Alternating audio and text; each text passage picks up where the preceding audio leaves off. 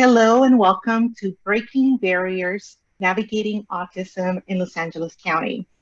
My name is Cindy Lopez Paz, and I am the manager of the LA Found program at the LA County Aging and Disabilities Department.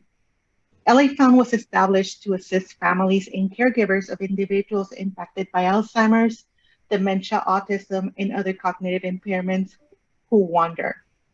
It is estimated that 50% of children with autism will wander away at some point of their lives. Later on in the webinar, you will see how LA Found is making a difference in the lives of LA County residents. Now, before we get started, I want to go over some of housekeeping items for our viewers joining us through Zoom. The presentation is being recorded, and all attendees are muted, but a link of the webinar will be made available to everybody who registered. In terms of questions, please enter those in the Q&A button at the bottom of your screen. We will answer your questions towards the end of the webinar after our presenters have presented. Additionally, if you're having any technical difficulties, please make sure to contact us via email at lafound@ad.lacounty.gov, and a member of the LA Found team will reach out and assist. Now, it is my pleasure to introduce today's moderator, Lynette Romero. Lynette is the co-anchor of the NBC Morning Newscast Today in LA, airing weekdays from 4 to 7 a.m. She has more than 3 decades of news experience, and her versatility and in-depth reporting have included coverage on many of Southern California's biggest stories. She has been both in front and behind the camera, reporting and producing programs and specials, including assignments in Mexico, El Salvador, Italy, and the Czech Republic. Lynette is an award-winning journalist and the recipient of 6 LA area Emmy Awards and multiple Golden Mike Awards from the Radio and Television National News Association of Southern California for her roles as anchor, reporter, and producer. Additionally, in 2015, she was honored by the National Hispanic Media Coalition with the prestigious Excellence in Broadcasting Journalist Award. Very well deserved. Lynette is deeply committed to giving back to our local communities through charities and events that support students and underserved communities throughout Southern California. Yesterday, we had the opportunity to do a webinar regarding Alzheimer's disease. This is a cause that is very near and dear to Lynette's heart, as she has personal experience after losing her mom to Alzheimer's disease. We want to thank her for her time. We know that she's been busy this morning, but she's made time for us 2 days in a row. So please help me welcome Lynette Romero. Thank you, Cynthia. Thank you so much to all of you. I'm really thrilled to be here with you all. Thank you for the hearts and the little claps. I love that. I'm really, really proud, truthfully, to be here with you navigating this path, because that's really what we're trying to do together, trying to make those connections and understandings and awareness, because it really, truly does take a village. And when I think about children, our most vulnerable and most innocent kids who are dealing with autism and trying to navigate through life with that, we have to do whatever we can to help them, to give them the tools that they need and to help them achieve the success that they deserve to achieve. And the truth is you guys have so many of those tools, you have so much of that information, and we just need to get it out of you. So the fact that we're doing this together, having the community out there, asking the questions, answering the questions, and making those things happen to make this world a better place for all of us is really the reason I want to do this, and will continue to support you in any way I can. So thank you for letting me be here, helping to break down the barriers and navigate autism in Los Angeles County. So thank you for that. I appreciate it. Thank you to NBC for making this happen and letting me do this. This is not my living room, although it might look like it. It is not. We're in the studio and they're making this happen and supporting that. So thank you to my bosses here for doing that. Without further ado, our very first speaker, I want to introduce her. Her name is Dr. Laura Trejo. She is the director of the Los Angeles County Aging and Disabilities Department. Dr. Trejo, the floor is yours. Thank you, Lynette. Thank you so much, and to your team at NBC4 for all your support. We're so grateful for your continuing understanding of the needs of our community and to really stepping forward and saying we're here. So thank you. Good afternoon and welcome everybody. We're so happy to have you at Breaking Down Barriers, Navigating Autism in Los Angeles County. As you heard, I'm Dr. Trejo, and I have the honor of being the director of the Los Angeles County Aging and Disabilities Department.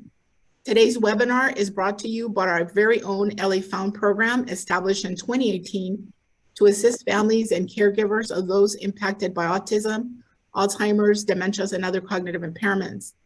I want to thank our Board of Supervisors, Supervisor Hahn, Mitchell, Solis, Barger, and Horvath, for their support of our department and the LA Found program. I also want to thank our incredible partners, our Alzheimer's Los Angeles, for providing us this platform and enabling us to connect to you.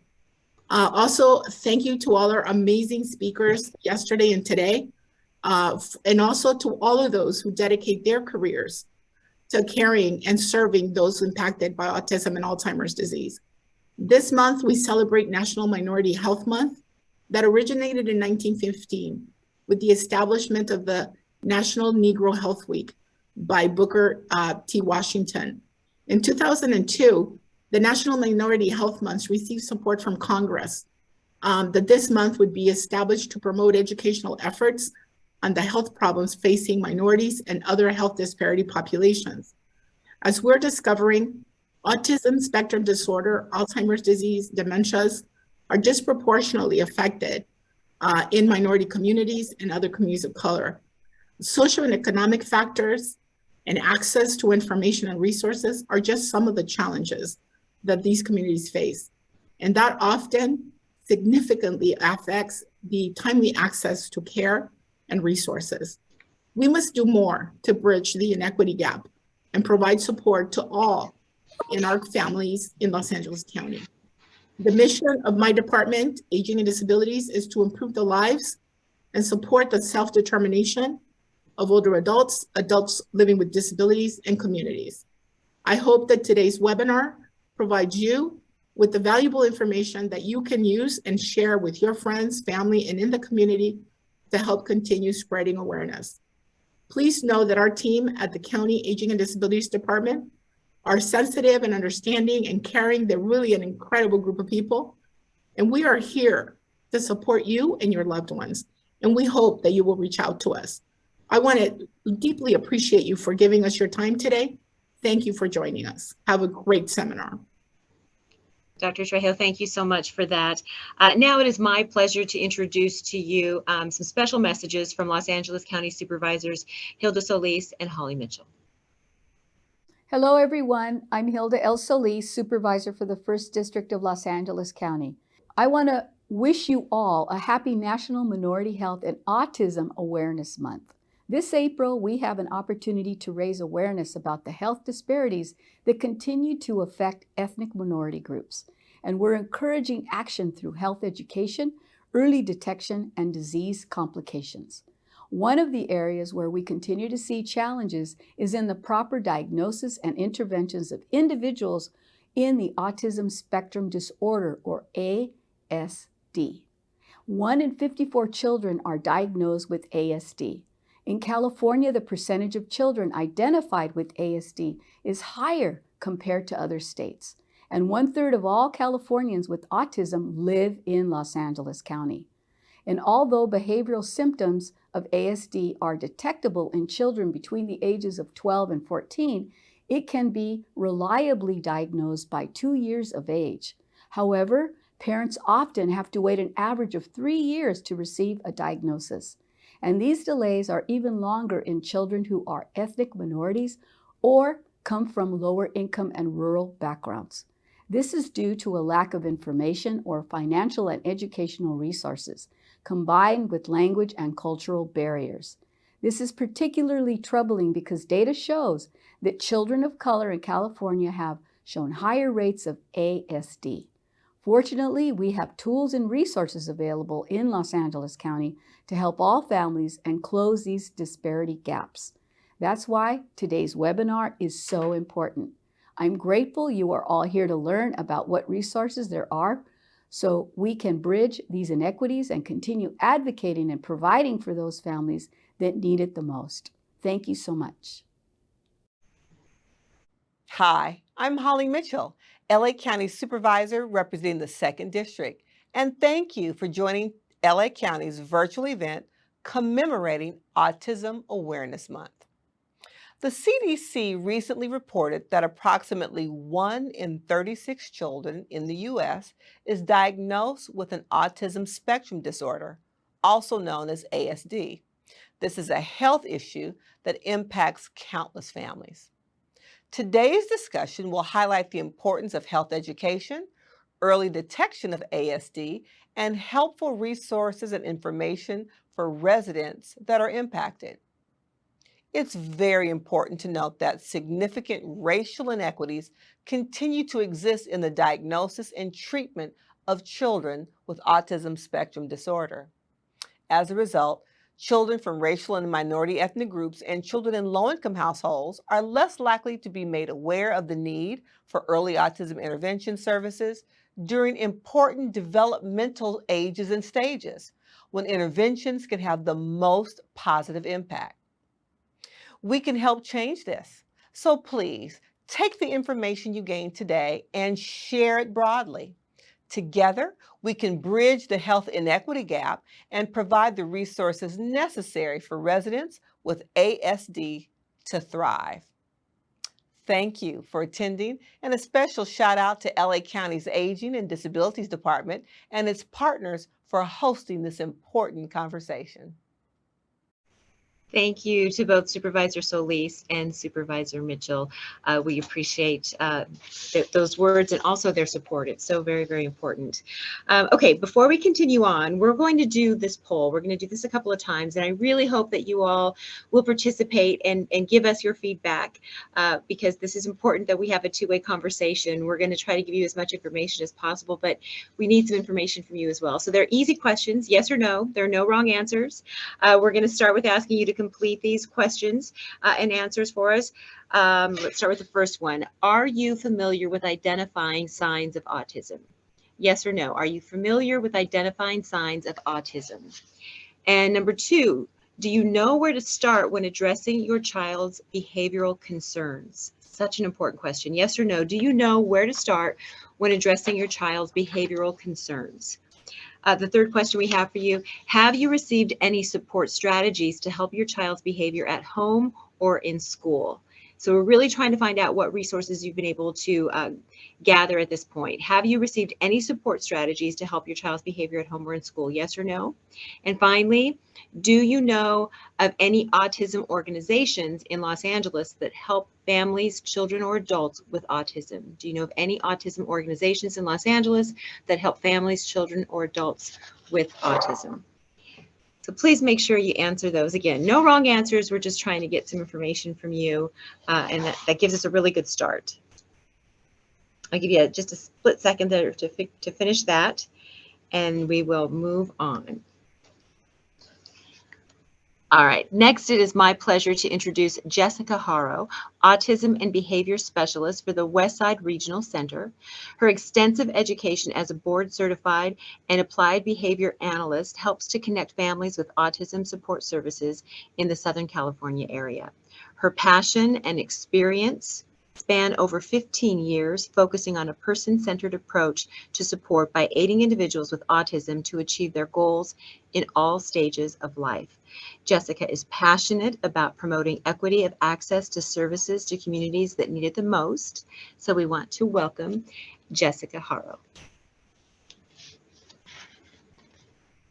Hi, Jessica. How are you?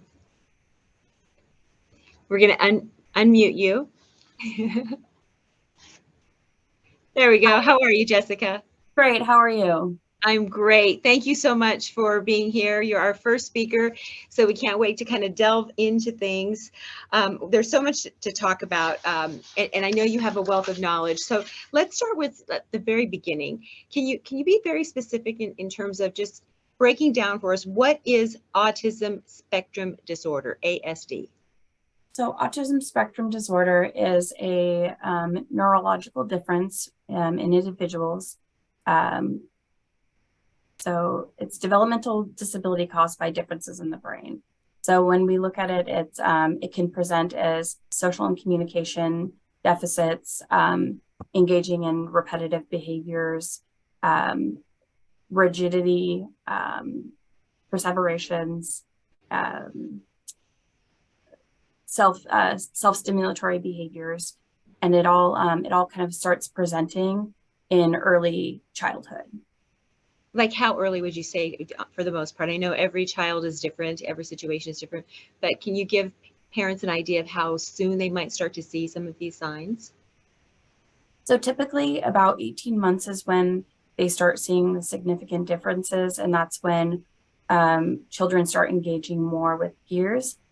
And that's typically when parents start to identify that there are differences, but there are signs and symptoms that can be identified as early as 9 months old.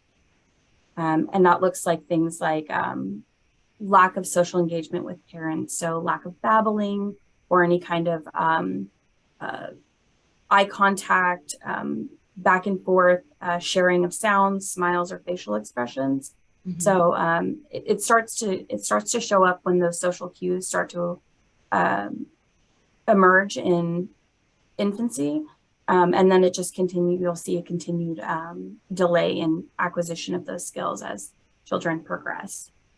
What would you say perhaps to parents who, it can be very difficult to, first of all, admit that, and you think, oh, they're just, they're slower than maybe, my first baby, or I'm imagining this. And sometimes I have friends who had somebody else say, I think you might want to take, your little boy in, and they become very angry and defensive about it. It can be very emotional, obviously, to get that diagnosis. What would you say to parents about, kind of trying to come to terms with that, because it can take a minute? Absolutely. I actually, I have 3 nephews who are on the autism spectrum, and I dealt with this with my own brother. And I've been in the field for my entire adult life, and my own brother didn't want to take support from me because of those same barriers that he was encountering with his own children. And the supports and resources for autism are so significant now that, if it isn't, early intervention is the key. So getting that diagnosis as early as possible, or getting it identified as early as possible, is so key to making progress, moving towards later in life and making sure that your child is going to get the best access to treatments possible. And just making sure that their trajectory is on board with what your hopes and dreams are for them. My own daughter had speech delays at 2 years old. She wasn't speaking, and I had the same concerns. And I've been in the field forever, and I saw it and I knew it, and I kind of put it off. And once we got her assessed, we found out that she had significant speech delays, and it opened up a whole world of services that I was able to access for her to bring her her communication up to age level. So it's across people and environments, and everybody is challenged with this, and just doing the best for your child and getting them what they need is going to be the most important, and accessing those resources as early as possible. So where do you start? So for families, how do you get an ASD diagnosis? What do they need to do? So as you can see, identifying what are potential signs of autism, and children are different, and you may see some of these things come up in neurotypical children, or it may not be neurotypical, but what you're going to see is going to kind of be like the inability to emotionally regulate, kind of getting stuck on playing with or engaging with the same objects or ideas, or like obsession with trains, and an inability to play with anything else but that item. Language delays, which, as I said, my daughter didn't start speaking at 2. She was only making sounds still at that point. So that's definitely an indication. One of the biggest indications of autism is delayed communication, difficulty socializing even with their own family members. If you're seeing lack of eye contact, or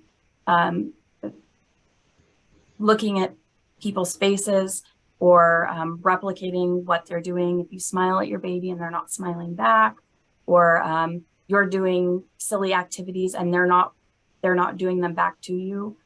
Problems with physical sensory. So some kids have difficult time wearing certain clothes because they don't feel good on their skin, or they have a very limited amount of foods that they'll eat because they don't like the textures. They may gag on it or refuse to eat it. Need to engage in kind of similar routines every day. It has to be the exact same thing at the exact same time, or the exact same meal every single day at the exact same time. These are pretty big indications where you identify that there may be something wrong. So you can either go to your pediatrician and they can either confirm or deny, that maybe it's time to look towards getting a diagnosis or exploring the idea of a diagnosis. Or if you don't have a pediatrician or you want to go a different route, Westside regional centers are always available for developmental diagnosis, and it's free. All right, perfect. Really great There we information. go. Can you talk a little bit more about the regional center and what services it provides? Absolutely. So regional centers are nonprofit organizations that are connected with the California Department of Developmental Services. And the point of regional centers is to connect families with the services that they're going to need to help support their family member who has a developmental disability in being able to live the fullest life that they possibly can. So the services are provided regardless of age. The developmental disability needs to have been present before the age of 18. And when you're starting the process, you can find the regional center online and they'll connect you with how to get that evaluation process started. And all of it is free to families. So then in terms of access for families, is the best way to do it online? Is there any other way for families who maybe don't do computers? Absolutely. So you can call the main line, but we also have what are called family resource centers, and they're specifically designed to help families go through the intake process at regional centers to start the evaluations. I'm going to just circle back before we say goodbye, because those were all the questions we have. But I think it's interesting what you said about your brother, and you're an expert in this field, and yet it was still difficult for him to open up about that with you. So sometimes is it necessary to kind of go outside? You have to kind of go outside the family unit to be able to hear what you need to hear and to take in those messages, and that's okay, right? Absolutely. And there's so many resources and supports of people who have dedicated their whole lives to this and to helping support families, and just having the knowledge of the resources that are available is the big first step. And hopefully I can provide you with some of those resources today to help make that a little bit easier. Because I know that it can be a complicated process. It is very complicated. Did you touch on everything you wanted to touch on when it comes to the Family Resource Center? Yeah, I think we might have more information about it, but in any case, the Family Resources Center is amazing. You don't have to be a regional center client in order to access services through the Family Resource Center. So, and they exist at every single regional center throughout the state of California. All right, perfect. Great information, Jessica. Thank you so much. Thank you very, very much. All right, let's move on to our next speaker. I want to introduce to you Edna Dupree. She is a behavioral therapist and co-owner of Nurture Collective. She received her degree in occupational therapy from Howard University and worked in various settings, including schools, private practice, and as a consultant for agencies that provide services to people with developmental disabilities. Edna and her business partner, Avril Sepulveda, formed Nurture Collective in 2018 to address the unmet social emotional needs of young children in the context of the parent-child relationship. Her areas of specialty include sensory processing and intervention across the lifespan development of the young child and helping children in the school environment. So please help me by welcoming and giving hearts and applause to Edna Dupree to our webinar. Thank you for having me. Thank you, Edna, for being here. We really, really appreciate it. Let's jump in here as well and talk about more about how occupational therapy works for families dealing with autism. What does that mean exactly? What is considered occupational therapy? So occupational therapy refers to occupational therapists work with people across the lifespan. And so it's all about helping people to be able to do whatever it is they need to do during their daily lives. So for instance, some people may have worked with an occupational therapist if they had a stroke. And in a rehabilitation type way, but working with the occupational therapist for kids, specifically in the realm of early intervention, deals with helping kids to be able to meet milestones, helping families to be able to do daily life. Some of our families struggle with different routines. And so helping them to be able to engage in everyday activities based on the individual differences of their child, who may or may not have a diagnosis yet, but just doing everyday life. You know, I can only imagine when you talk about dealing with everyday life with your child, there are already so many challenges, right? So with any family member who is struggling with, whether it be autism or Alzheimer's or whatever diagnosis you might be dealing with, you're struggling just to keep your head above water, right? And to manage the 24-hour day. And then you want to try to figure out, how do I access the resources that are there? How do you navigate all of those services? So what would be your first advice to families or caregivers about navigating all the resources that might be out there? Yeah, that's a great question, because so we specialize in working with kids from 0 to 5. And so one of the things that families, when they come to us, there's a sense of being overwhelmed just because of, they suspected something's going awry with their child's development. However, now all of a sudden they have to, their child has been identified to have this need, and then they have to go from scheduling maybe up to 6 hours of therapy a week. And so as far as helping them to be able to navigate it, one of the recurring themes when I talk to parents is that, they suspected it earlier. They went to the pediatrician, and the pediatrician kind of just dismissed their feelings about it. And so one of the things I always tell families is that you don't need to wait for your pediatrician to refer you to the regional center. You could look it up yourself, or go to the Family Resource Center near you to get access to the services. I think that is so important, because here's the thing. It may be the case that you need a diagnosis. It may be the case that you're overreacting or misunderstanding, or everything might be fine, but it doesn't hurt to ask, right? All you have to do is ask, get the information. We're armed with information. That's the power.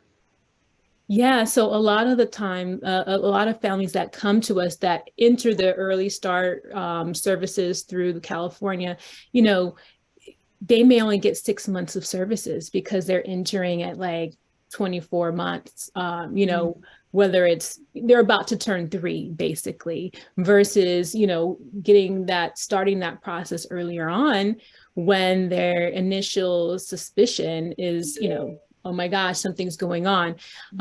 So it's imperative for early intervention to access it as early as possible, because the worst that could happen is, they tell you, oh, he's fine, versus, oh my gosh, your child has a lot of delays, and we only have 6 months to provide this level of intervention.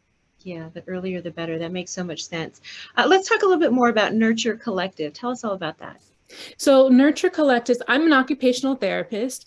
Nurture Collective it was born from myself and my business partner, Apple Sepulveda. She's also an occupational therapist. She comes at it from the lens of maternal mental health and feeding, as she worked at a local children's hospital in the NICU, and dealing with a lot of feeding issues, and just how moms that she was seeing, there's, increased risk of maternal depression.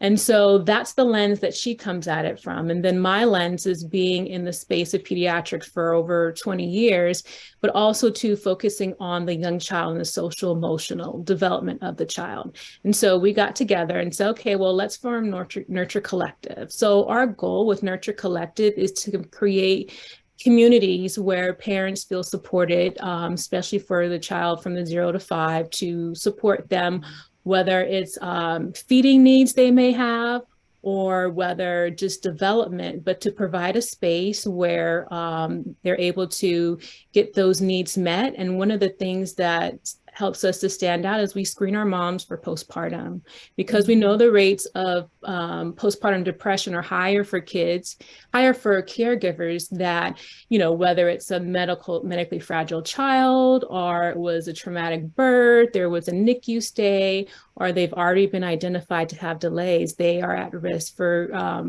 higher risk for postpartum. So we screen them. And depending on how they score, they're connected with a care coordinator to find out, you know, what kind of services they need. And so that looks different according to each caregiver. So it may be something like connecting them with lactation support, or it may be connecting them with just concrete supports within their community. And then sometimes some caregivers do need mental health assistance. And so the care coordinator will coordinate that with them to get some assistance with someone in their area. So we're located in Whittier, and we just opened up a location in Lancaster to serve the needs of the community. You know, I think it's really interesting that there are these resources out there, and there's a lot more awareness and discussion about autism. But what I'd love for you to do, for the people who are on here, our participants who are listening, there's so much hope out there. You know, there's fear at the beginning, and I can only imagine what it must be like for families or parents, the fear and the you know, being bewildered when you get this diagnosis and go, okay, what does this mean? But can you talk about the hope that these children, when given some help and support, and the family is given this help and support, they can do great things, and life can be really good, right? Yeah, so one of the things that I always tell families, because that's part of the conversations we have during our sessions, is that, you know, getting a diagnosis of autism or just having a developmental delay is not what it used to be. Like when I started my career 20 years ago, it was devastating, just because there was just a lack of information, right? And the science wasn't. We're so far advanced now with the science that we have to be able to help us, you know, figure things out. And so the good thing is that we are in a space now of accepting neurodiversity, right? Because we all have our different tendencies. Nobody is 100% in any area. We all have a level of dysfunction. And the good thing about now is that, one, there's additional resources. But also, two, there is, you know, the stigma around having a diagnosis of autism is not what it used to be. And so I just encourage parents to think about it. You know, yes, you may have gotten this diagnosis. However, is it going to change anything that you're doing now? What would you do different if you didn't have this diagnosis? And to be honest, sometimes it opens the doors for continuing to access services after they turn 3. I love this neurodiversity, embracing neurodiversity. I've never heard that term before, but that really, it means so much, because the truth is we're all there somewhere. We're in that, you know, that world. We just don't know where we might fit in. Exactly. So, I mean, and even in the school setting, you know, again, going back to the science, supports the individual differences and the unique learning styles. So schools are more supportive of what that can look like to support a child who is on the spectrum. Can you talk about some specific behavioral tips maybe that families can use if they do have a child with autism? Yeah, so, you know, autism, it's a spectrum, right? So what one child is demonstrating may be completely different from the other, but through the lens that I see it, you know, it's all about sensory processing and how we take in information from our senses. And so we all process it in a different way. And so certain things that you may not even think about that can impact is like sight. So I think about lighting, I think about sound. So a lot of our people with autism, they're sensitive to different sensory experiences, whether that's sight, sound, touch, right? So touch could be a huge one. And you know, a lot of times kids may be able to give touch versus getting touch from others. So being accepting of a child, especially like when you think about family and everyone getting together and wanting to, the obligatory hugs that you have to do and the kisses, right? And it doesn't matter what culture you're in, there's this expectation of that. And sometimes you have to let that go when you have a family member with autism, because they can't tolerate that. You know, so thinking about it through the lens of, okay, so what we typically do, they may not be able to do that, but doesn't necessarily mean that they don't care. Really great tips. Thank you so much, Edna. We appreciate it very, very much. Thanks for And I having love your name. I've never met an Edna before, but I like Oh, it. it's Endene, like end of the day, but Endene. Thank you. Endene. I like it. All right. We have a PSA to share with you right now. Let me tell you a little bit about it. LA Found was established in 2018 to help families and caregivers of individuals with Alzheimer's, dementia, autism, and other cognitive impairments. The program is administered by the Aging and Disabilities Department, and one portion of the program offers a free bracelet that can be used to help locate individuals who have cognitive impairments who might wander. Now, to date, the program has issued over 1,059 free bracelets to Los Angeles County residents. Please take a moment to watch this short video on how the LA Found program has been helping families in LA County. My son came in and said, "Oh my gosh, Mom, you know, Dad's nowhere to be found. You know, what are we going to do?" We didn't think we were going to see him again. If you have a loved one suffering from Alzheimer's, dementia, or autism, they are considered at risk for getting lost or wandering away from a caregiver. We get tired and we do our best, but you need help. In Los Angeles County, the LA Found program, working with the nonprofit Project Lifesaver, provides help to the families and caregivers of those at risk. This Project Lifesaver was able to literally save his life and save his way of life. LA Found offers technology-enabled bracelets to help locate people if they wander, plus other additional resources. The program works. Visit lafound.com for more information. This program has saved me. If your loved one does go missing, call 911 immediately. All right, thank you for that.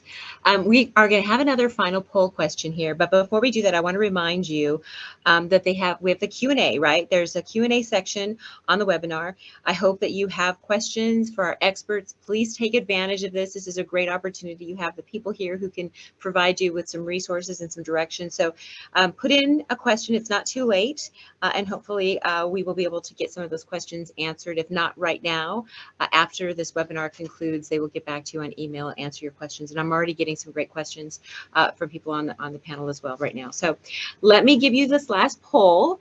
Again, please give us some information from you. We've been trying to give you some. Let's go. It goes both ways, right? This is a two-way street. The first question is, I have a better understanding of autism spectrum disorder. Yes or no? I have a better understanding of autism spectrum disorder, ASD.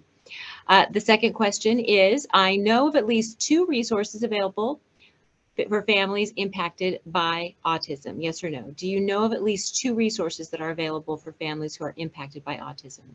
Number 3, I have a better understanding, yes or no, of what services the regional centers provide. Do you have a better understanding of that? Yes or no? The fourth question, I have a better understanding of how occupational therapy can help an individual with autism. Yes or no? How did we do? Do you have a better understanding of how occupational therapy can help an individual with autism? Please answer those questions for us. That would be fantastic. And now we have time to answer some of your questions. So this is great. Let me get to the first question. And the first question is for Jessica. Can someone with an autism spectrum disorder diagnosis earlier on evolve to Asperger's syndrome later in life? So again, this is for Jessica. Can someone with an autism spectrum disorder diagnosis earlier on evolve to Asperger's syndrome later in life? Can you answer that question and also tell us what Asperger's syndrome is? Absolutely.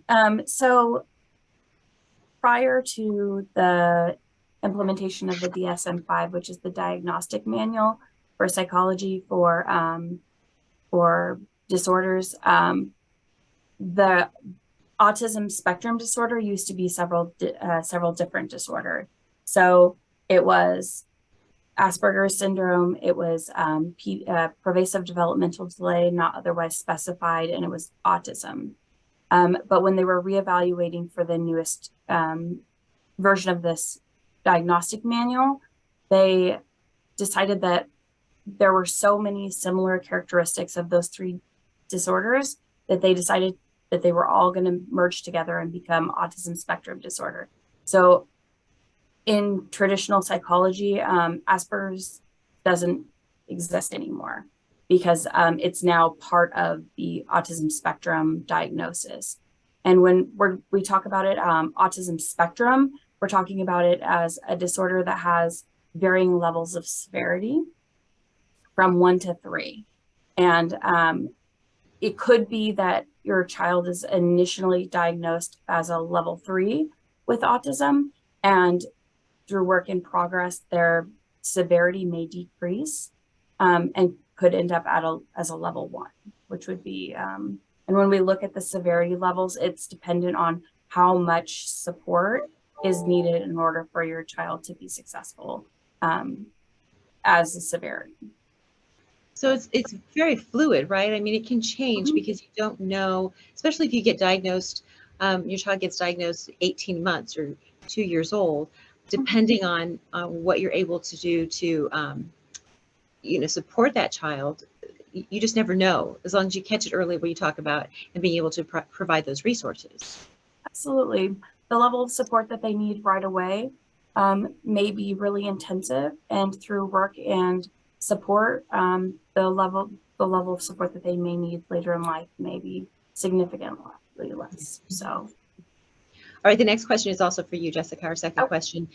Do we know what causes autism? This is a great question.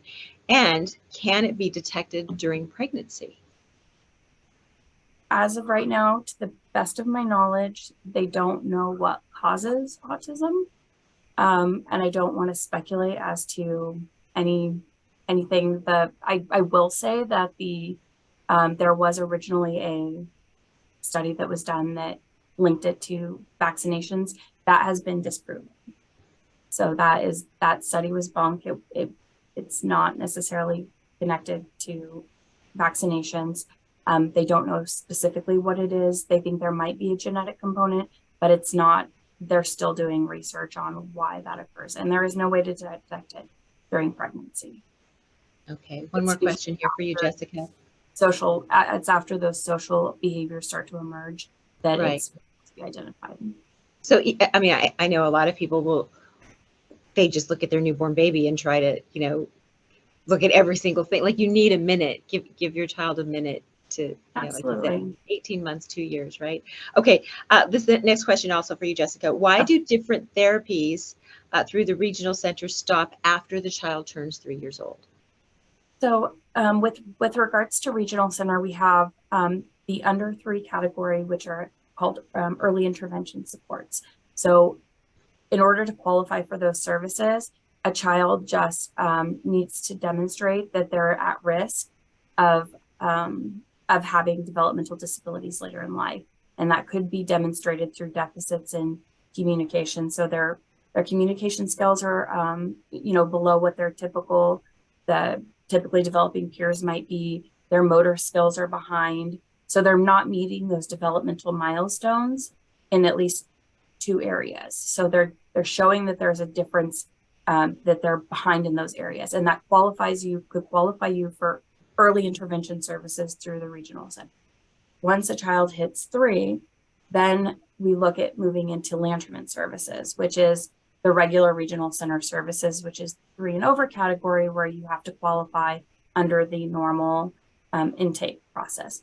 What California has done that is absolutely amazing is that they've seen that a lot of children right now in coming out of the pandemic and all of this isolation that we had incurred are developmentally behind. So they've extended services for individuals coming out of early start. So if they're 3 and they're still showing that there's deficits in at least 2 areas, they can continue to qualify for services through the regional center up to the age of 5. Oh, wow. That's significant. It's amazing. They haven't done that before. You don't have to have a diagnosis in order to do it. You just have to demonstrate that there's still 2 areas of deficit that need to be addressed. Once children hit 3, though, 3 is when we see school districts start to, that's when you're eligible for school district supports. So when a child hits 3, they can, you can apply to your school district for what's called an individual education plan through their special education services. And so regional center, it's important to note that we're payer of last resort. So we have to look at being able to access those services that you can receive or need to receive through the generic resources before we cover them. So when you hit 3 and the school district will start picking up for that IEP, we have to try to access those services through the school district first. So it could be occupational therapy, physical therapy, and speech therapy through the school district.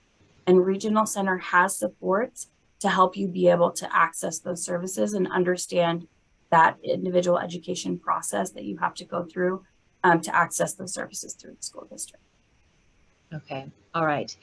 This next question is for Endene. My daughter is doing speech therapy through the insurance, but the therapists for speech as well and as well for floor therapy have a very long wait list. Is there any other way we could get more therapies besides insurance and school? That's a barrier, because I know, depending on insurance, who is participating in providing services as far as the clinicians. There aren't very many resources outside of that, because one, if they're over the age of 3, then the first place to access is through insurance and the schools. Now, if insurance is, if they're not able to provide that service, then I would encourage you to contact your regional center service coordinator to see if there's other community resources that you may not know about that they may know of to be able to access a different provider. You might have the same advice for the person for this next question, and Danae, they're asking for families who maybe didn't get that early diagnosis, and maybe they are not aware until after the age of 5 that their child is on the spectrum. What help might you be able to provide for them? I would, if they're 5, I would definitely reach out to the school district if they are not in like a TK program, and also reach out to insurance. Insurance may tell you, oh, go to the schools. However, it's all about the wording that you use to be able to access or to open doors for services. So I always tell my families, like, if your child is continuing to have difficulties with like self-help, so self-help could be anything from dressing independently, using a spoon and a fork, being able to, do like hygiene and grooming activities on their own within reason for what's developmentally appropriate. Say to the doctor, hey doc, my child's having difficulty performing self-help skills. If you're trying to access occupational therapy, or my child has difficulty with feeding, I need some assistance. Can I get a referral for occupational therapy evaluation? Okay, good. This is another question, Indene, for you. Can a nonverbal autism child become fluent? I'm assuming you're talking about being fluent as far as speaking, speaking. I'm not a speech therapist, but there are underlying skills that are needed in order to be able to use verbal language. Some of the skills that we work on with our kids in occupational therapy to support the speech piece includes like, eye gaze? Are they able to engage in like back and forth interaction? Even if there's no language being exchanged, there's a lot of communication is nonverbal. The eye gaze, the smiling, waiting for that whole reciprocal part of interaction to happen. Are they able to do that? Are they gesturing? Are they pointing? These are precursors that typically need to come on board in before you see the language. So it's kind of like, if you think about it, when you're building a house, and if you think about speech as like the roof, you can't just start at the roof. You have to build the foundation, and the foundation is looking at the 5 areas of domain, the developmental domains that is involved in early intervention, which is cognition, communication, which is expressive and receptive, social, emotional. Like if you're not aware of what's going on, the likelihood of being able to engage in conversation you're not ready for that yet. And also the motor piece, looking at the fine and gross motor and self-help. Great. All right. Good information. Let's go back to Jessica for this next question. This is interesting. What resources are out there for a 28-year-old to be diagnosed? And are resources free for all ages via regional centers, regardless of income? I'm glad that you brought that up. Once you're regional center for life and the over 3 category. So if you get qualified for Lanterman Regional Center services, we will support you for the span of your life. So it depending on what resources you need. So everything is based on an individual program plan. So we tailor our specific support services to what that person needs. So if they've come out of the school districts and they're now needing a place to go, we can offer job training supports. We offer behavioral services. We offer day programs, which are places that individuals can go to interact in their community and be part of the community. They go on outings, they participate with other individuals, and they have supervision and support all through the day. We have personal support services that help individuals be able to move out on their own, live on their own in either an apartment setting or on their own or with a roommate. We have independent living services that help teach adult individuals, how to pay their bills, sign up for, electricity or water through their apartments, apply for an apartment, grocery shop, budget. We have a wide variety of services to help support any individual in any level of need. Okay, you guys have such great questions. I have to tell you, the people who have joined us. This one is also for you, Jessica. So since stating that the level of severity of diagnosis can be fluid and change over the years, how frequently would you recommend having a child tested for autism? Kind of depends. The severity kind of, you look at the severity at the beginning, but it's not really as important as looking at your child as an individual and determining what it is that they need at a specific point in time to support them. We have that severity and we look at it when we're doing intake. Autism is one of the qualifying diagnoses that you should have in order to access regional center services. But we look at that severity, but we also look at them as an individual. And a child who has a level 3 severity may need occupational therapy or they may not need occupational therapy. It's individual to them. So I don't know that the severity is as important as just knowing who your child is, and for us to know who your child is as a person. Right. The regional center does do reassessments, I think once every 3 to 4 years, but it's kind of just up to you if that's something that's important to you. Great. Okay. Also, Jessica, do regional centers take all private insurance besides Medi-Cal? And on average, can you talk about the annual cost for some of these services? So regional center costs nothing. It is a free service for all individuals who qualify. So it should cost you nothing to access regional center services. It's a state-funded program. So we're kind of the care management hub for state-funded services. So it's zero. You don't have to use your insurance with us. You don't have to pay anything. We are a service that we offer to you, and you can choose to utilize and access the services that we offer at your will. Okay, really quick for this question for Jessica. Can a regional center help an adult individual who was not assessed before the age of 3? Yes. So if there's an autism diagnosis, typically we know that has existed before the age of 3. We just need, in order to qualify for the services, we would just need some education plan from the school district or a doctor's note stating that these delays or these developmental delays existed before the age of 18. So that's all that we need in order for that to be qualified. Okay. And you kind of touched on this before, maybe, and Danae, I'm not sure if it's Danae or Jessica, either one of you. Who performs the autism assessment diagnosis? Is it your pediatrician, or do you need to find an expert? If you come to Regional Center, you will have a free assessment by a doctor in psychology. That will be a diagnostic assessment and evaluation.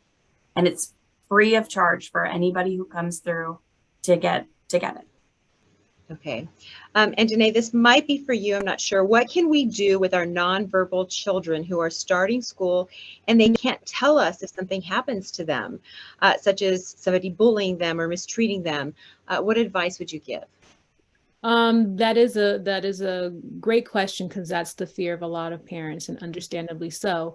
And what I tell parents is that, you know, I mean, this was pre-COVID days, and I'm not sure what's going on now, but volunteering in the classroom, being present, you know, so that you know exactly what's going, you won't know everything that's going on in the classroom, but you will be at the top of mind when, you know, parents, when the teacher is there and the teacher or the classroom staff share different things that happen throughout the day versus you just, you know, picking your child up at the end of the day. So if there's opportunities to volunteer, because that gives you a glimpse of to what's going on in the classroom setting.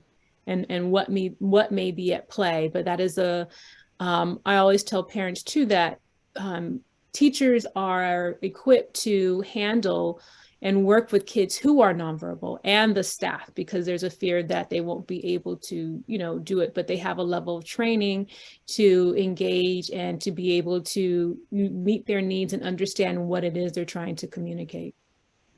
You know, we want to kind of put our kids in a bubble and protect them from everything and everyone, and we can't. But I think those are really, really important tips. Okay, we're almost out of time, but really quickly, somebody is asking Jessica if you would repeat those 5 domains that you spoke about: communication, social, emotional, developmental, self-care. What were those 5 domains?